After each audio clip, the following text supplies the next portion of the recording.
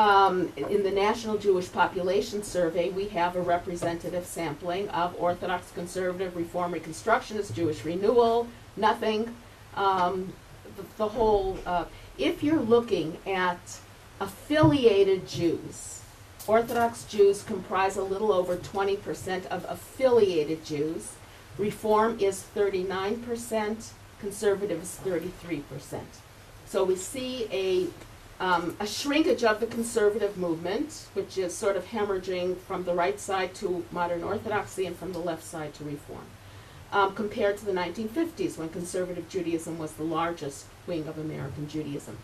If we're looking, so that's affiliated Jews, if they belong to any kind of a synagogue or temple.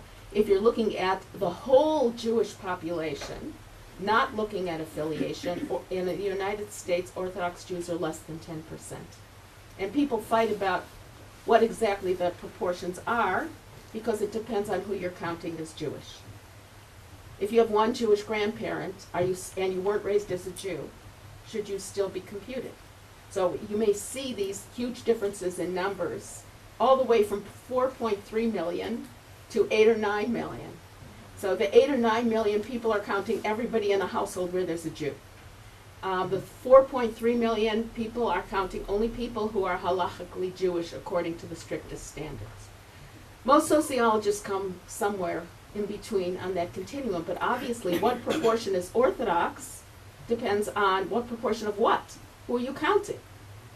So it's in certain ways safer to look at affiliated Jews, where Orthodox is about 22%. Professor Chabad, thanks so much. Professor Fishman, what is the effect that place of residence, i.e. geography, and socioeconomic status of the families that you surveyed have on the gender imbalance that you have described? And also I would like to know what the response rate to the survey was. So what percentage of those eligible to participate in the national survey actually did so? And what that might tell us about the general picture. Okay. So you probably know that the 2000 National Jewish Population Survey was very contested, and there was a lot of argument about whether or not it's considered to be really reliable. That's because it's very hard to say what the refusal rate is, because there was one survey research firm doing the first part of the research, and then they lost some of the data. And then there was a different survey research firm doing it. It's the only national sample we have. And so many of us feel that what one does is one works with the sample and tries to adjust statistically for whatever the problems were. Okay? Now, in terms of geographical impact and socioeconomic impact, socioeconomic impact is very, very important, and a lot of people don't realize how important it is. Contrary to what people often think, Jews in the United States now who have high levels of education and have good salaries are less likely to marry non-Jews, less likely to intermarry than Jews who don't finish college and are not in lucrative professions. This is the opposite of what it was in 1940 and 1950. This is the opposite of what it used to be. At a time when you could get ahead better if you weren't Jewish, there was an advantage to distancing yourself from the Jewish community. There's no advantage to distancing yourself from the Jewish community now. In fact, in certain professions, it's actually an advantage to be Jewish. That's one factor. The second factor is that because Jews almost universally in the United States get higher levels of secular education, you're more likely to meet a Jew if you're both graduate students together, or you're both going to medical school or law school together. So there's more opportunity to meet Jews, actually, if you're more advanced.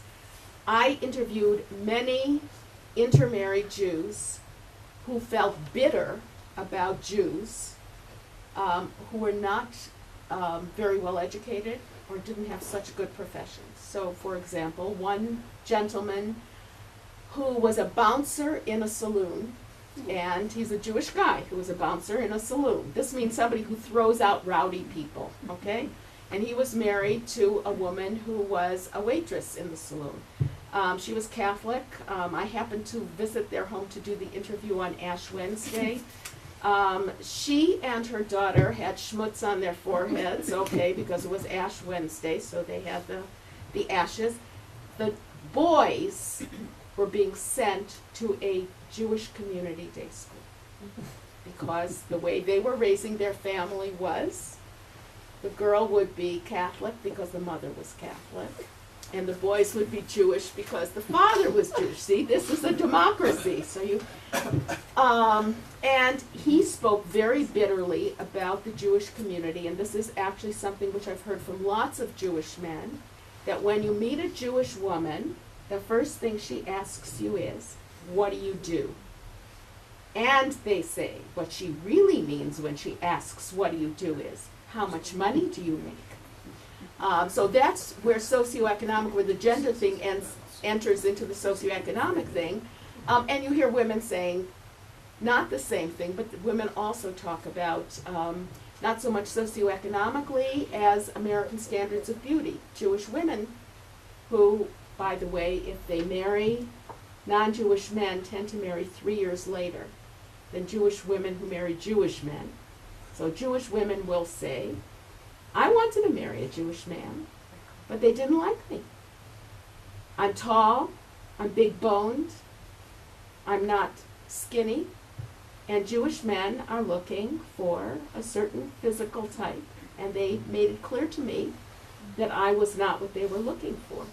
And eventually, I wanted to marry someone who was a mensch, somebody who was a good person, and I wanted to marry someone who liked me. And that's one of the reasons that you see this 3-year gap between Jewish women who marry Jewish men and Jewish women who marry non-Jewish men. So socioeconomic is one factor, but there are other factors as well. And geographical region, of course, has an enormous impact on many things, including gender relationships. The South, I don't know how many of you are familiar with the culture in the deep South in the United States. I'm not talking about Florida here. It's a very, very different culture. Jews tend to take on the protective coloration of the non-Jews around them. In the deep South, Jews want to look like Episcopalians. They do not want to necessarily look like Southern Baptists. So that includes styles of the way men act and the way women act, and the way gender roles are defined. Jewish women tend to be highly educated and very smart and articulate. Well, articulate women are maybe not so cherished in the deep South of the United States, so Jewish women often have a difficult time. And you get people talking about that in the interviews too. So yes, those are important factors, and there are other important factors too. Dr. Judy Marcus, Donald Ellison, and then Jennifer Moss. I was wondering whether you separated out the second generation intermarried families and what that looked like.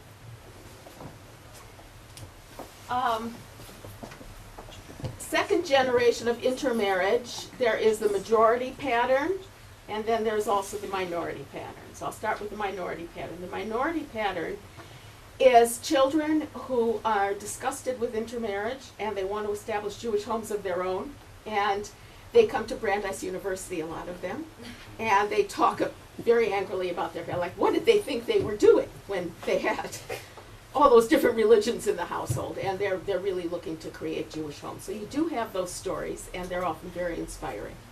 But that's not the majority pattern. The majority pattern is that kids who grow up in interfaith families, unless there is exclusively a Jewish environment, tend to have, some Jewish things and some Christian things in their lives, but they tend to also get involved in intermarriages. And the Jewishness becomes a kind of ethnic decoration. Nobody bothers denying Jewish background in the United States now because there's no disadvantage. But having a Jewish mother or a Jewish father is like you know, and my grandfather is Scotch-Irish, and on St. Patrick's Day I wear green, and, you know, we like to eat, we like to make this Irish food. And so it's like it's a good thing. You can't have too much ethnic decoration for your life because it's all seen as a very positive thing. So I think that the number that people are using is that by the time you get to third generation interfaith families, you're talking about 13% of them establish their own Jewish homes, which is probably more or less accurate. But I don't want to leave out that minority pattern, which we do see. And in fact, there is, very often there are these amazing stories about people even who were raised totally not Jewish, who somehow find their way back to Judaism. But you can't make policy decisions based on, you know, small minority patterns. Dr. Donald Aronson. If I think I'm getting your slide correct, that in the families where the female was Jewish, there was a very high percentage of raising the kids Jewish. Yes. And in the families with the male, it was only about 50%. Right. And yet when you ask the kids, what was your religion, only 40% identified as Jews. Yes. So why the drop-off from the very high percentage Yes. of women who wanted a Jewish home? Yes. Yes, thank you. I'm so glad you asked that question, because a lot of times people don't understand that intention in raising a child is not the same thing as result. So what I was talking about here today is that Jewish mothers want to raise Jewish children. So here you have about 90% of Jewish mothers wanting to raise Jewish children, and 40% of the children of Jewish mothers saying that they are Jewish. If you look at the Jewish men, 53% say they want to raise, and you get 15%, yes? So one of the things we can see is that the drop-off with men is even larger than the drop-off with women. And I think that your point is absolutely valid. There still is a huge gender difference, huge.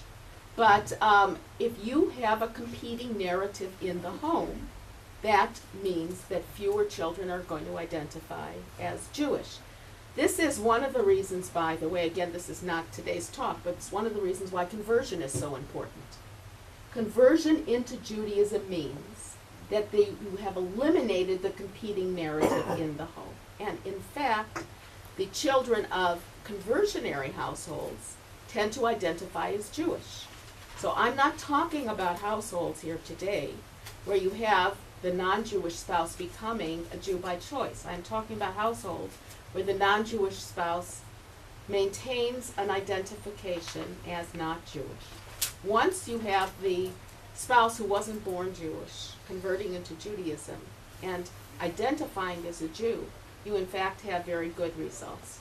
If by good you mean coming out with Jewish children. And that's because, as those of you who read my study of conversion know, we have a large majority of converts who actually become more Jewish than the Jews that they are married to, and identify completely as Jews, including ethnically.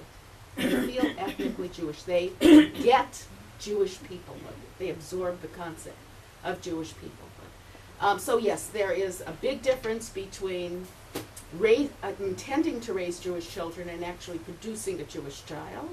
But even there, you have a huge discrepancy between Jewish mothers and Jewish fathers. Jennifer Hoskis. That was exactly my question, whether in couples where the non-Jewish partner converted to Judaism, whether they were considered an in-married or an intermarried. That's in married. That's We don't even compute them separately. Howard Wijsband. Sylvia, thank you. Fascinating. You're undoubtedly familiar with Steve Cohen and others' recent work in vis-a-vis Israel, particularly, and attachment and such. To what extent, in your findings relating to gender intermarriage, in marriage, etc., is there an effect on relationship to Israel, and particularly with Taglit? Do you have any data on those participants and how they're going into Taglit and coming out of Taglit? Yes. My colleague Len Sachs is responsible at the Cohen Center for Modern Jewish Studies at Brandeis University, is responsible for evaluating Taglit. They're still seeing huge impact. It's very interesting. He's been tracing the impact 6 months after Taglit, a year after, 2 years after, 3 years after, 4 years after. And all of us who are in some form of Jewish education were skeptical in the beginning, because after all, how much impact could 10 days have? But we were all proved wrong. Taglit Israel has an enormous impact on the lives of the young people who participate. And as you know, there is the whole spectrum. You have the bus. I went along as an evaluator one year, and I happened to be on a bus which was run by Chabad, although that's not called Chabad, it's called Mayanot. When they're running the bus, they're called Mayanot. And on my bus, Aish does the same. I know, all right, but I was, on my bus, there was a young man who had grown up in Harlem, who was 1/8 Jewish, and he was also Puerto Rican and black, and he was going through Yad Vashem. He was reading every single essay. There were born Jews there who were flirting with the soldiers, over in the corner, but he was reading every single essay. And there's a huge impact. Now, Steve Cohn has done wonderful, wonderful work separating out what influences what. In other words, what impact does formal Jewish education have? What impact does Israel Visit have? What impact does a youth group have? What impact does a summer Jewish camp have? So if you want to see a breakout of what has an impact on what, Steve Cohen's article on the differential impacts of Jewish education is the one to look at. But sort of briefly summarized, what he finds is that youth groups and camping and Israel experiences have a huge impact on Jewish peoplehood, on feeling connected to the Jewish people ethnically and culturally, and also on attachment to Israel. In terms of affiliating with the Jewish community, and in terms of all of what you could call secular Jewish identification, in terms of religious Jewish identification and secular identification, the biggest impact is formal Jewish education.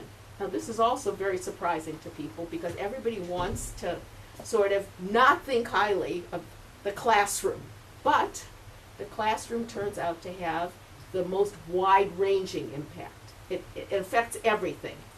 And the classroom years that are most predictive of how identified you're going to be as an adult is, do you stay in formal Jewish education after the bar or bat mitzvah?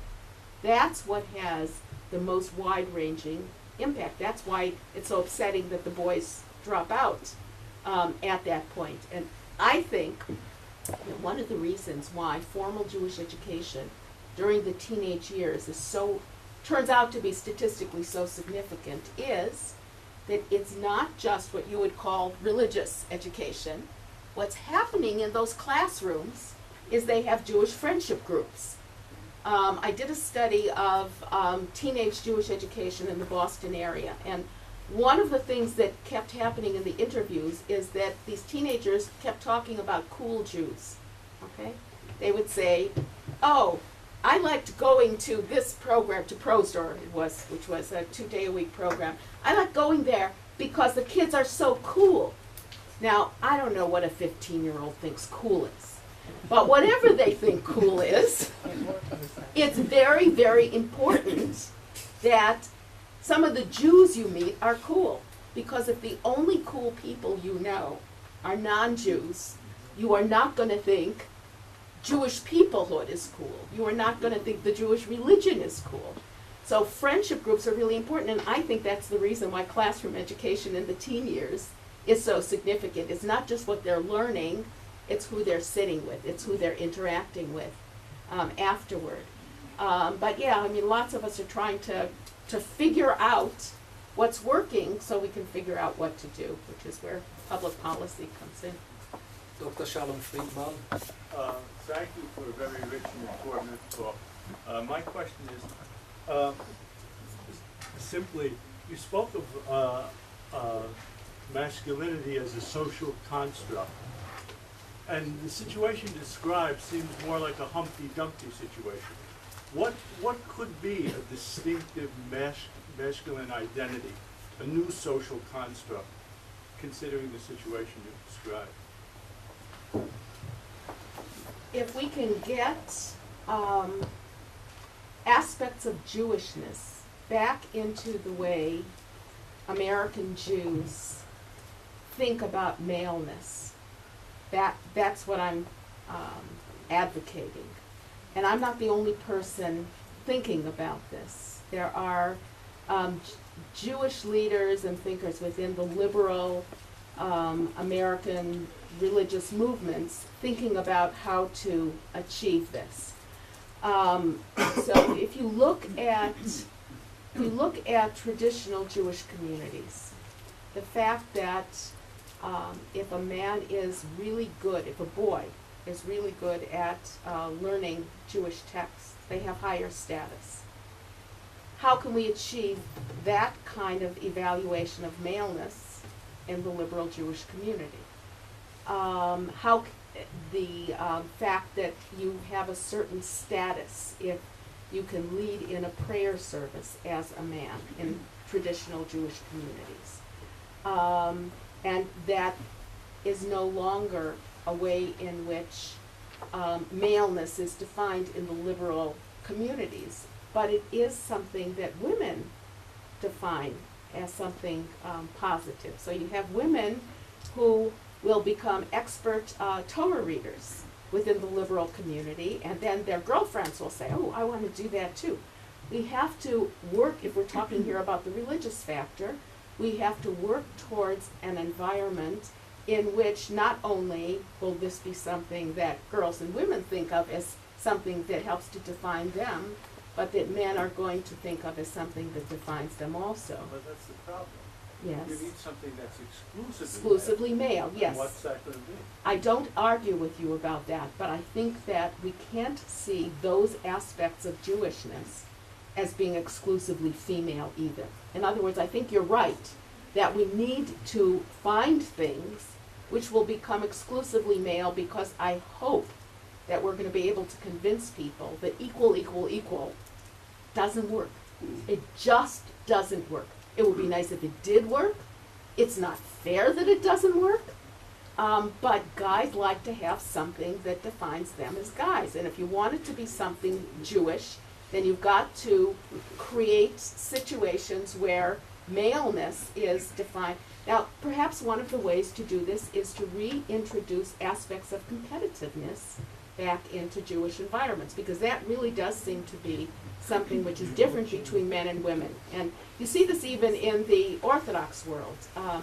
In the Orthodox world, you have now several venues where women can learn Talmud. I have heard from so many women who are actually quite accomplished that when they tried to learn Talmud with their husbands, they ended up in tears. Why? Because the husband started screaming at them. Well, the husbands didn't see this as antisocial behavior. This is what happens when you're in a chavruta, when, you know, you're two guys learning together, you argue about the text and you yell at each other. In fact, if you ever walk into a room, a Beit Midrash, where there are guys learning, they're yelling. Well, women aren't used to that, you know. Women, they talk about stuff, they discuss it, they create a consensus. They just have a different style of learning. So I think that's why we need research. We need to pay attention to these gendered differences, which seem to be pretty deep. And to, as I said, I really do not want to be thought of as advocating removing women's accomplishments or trying to tone down women's accomplishments. I don't think that's actually good for women. I don't think it's good for the Jewish people. But we have to find ways of investing Jewish masculinity with Jewishness in all of its secular and religious elements in ways that will be appealing to men and boys. And I don't think we know yet how to do it. We need to find out how to do it, and that's where the research component comes in. You'll take 2 more questions, Dr. Louis Rosen.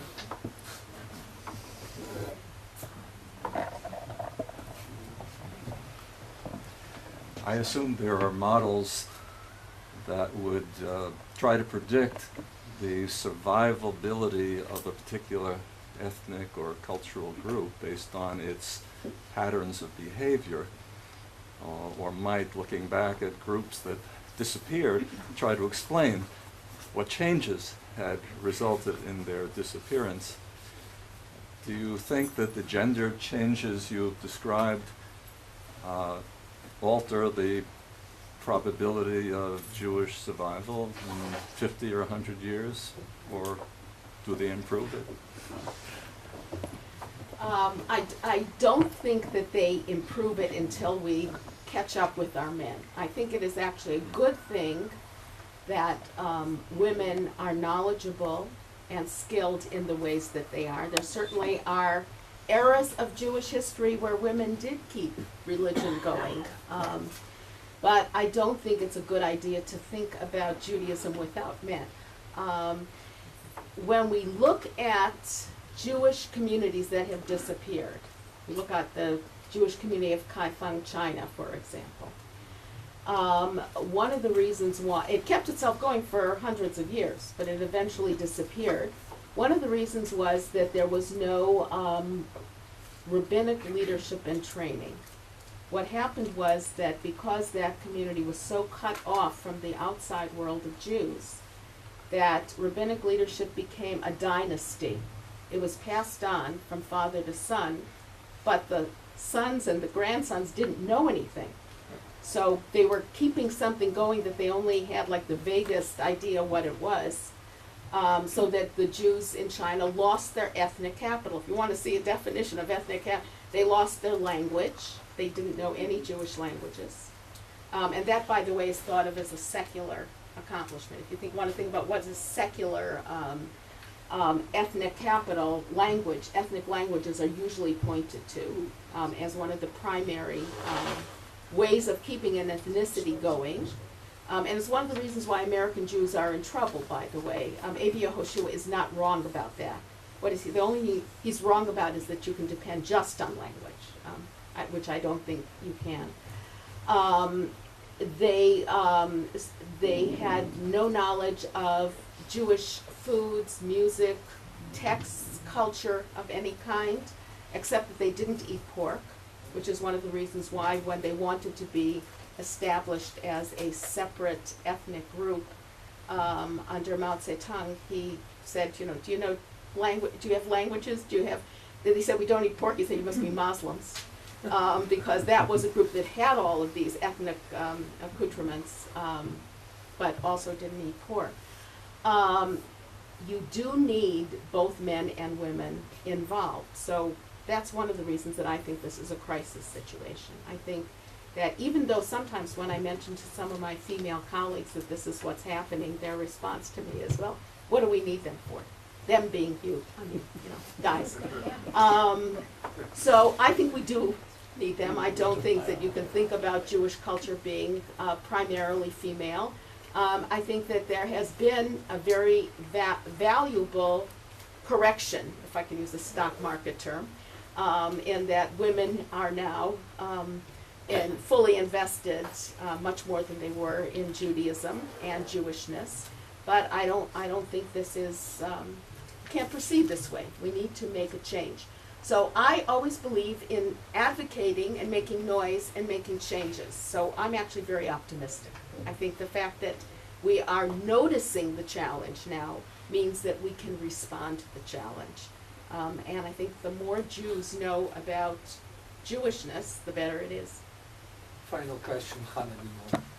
I was just curious. During this past year, there was a story that made, I think, the New York Times about a very well-educated, I think, yeshiva background professional, Noah Feldman, I think was his name. I don't know if you recall that. Yeah, I recall it. And he apparently had a very intense Jewish education and married I think, a Far Eastern woman, maybe Chinese or Korean. And he had a very strong argument in the newspaper about the unwillingness of his former yeshiva friends in maintaining their friendship.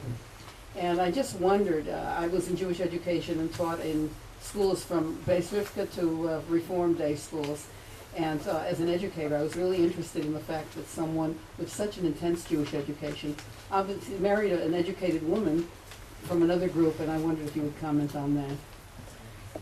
So, yes, I certainly remember the Noah Feldman story, particularly since my children went to day school with Noah Feldman. Okay, so I know Noah for a long time. And he's a great example that anytime you're looking at a statistic, okay, there's somebody on the other side of the statistic. So, we know that if you're looking at Jews who go to day school for 12 years, okay, K through 12, 91% of them marry another Jew. That means 9% don't. Noah Feldman is one of the 9%. Somebody's in that percentage. Now, most of them don't write for the New York Times. Noah Feldman does. But I'll give you my armchair psychiatrist analysis of why Noah, he didn't just marry a non-Jew. He's very bitter about a lot of things connected with his background. I'm sure those of you who read the article picked up the bitterness. So first of all, it's not true that he's not friendly with people that he went to school with. He is. What he objected to was that the school magazine or newspaper published a picture that didn't have him in the picture for the class reunion, and he thought that was deliberate. The school claims that it wasn't deliberate, that there were a bunch of pictures, that Noah and his wife were among the outliers, that there were half a dozen other kids who were cut out of the picture. It wasn't just him. That was the only way they could fit it into. You could believe it, not believe it. That's sort of up for grabs, whether you believe that piece of it. But in fact, he maintains warm relationships with many of the people that he went to school with. And you can also agree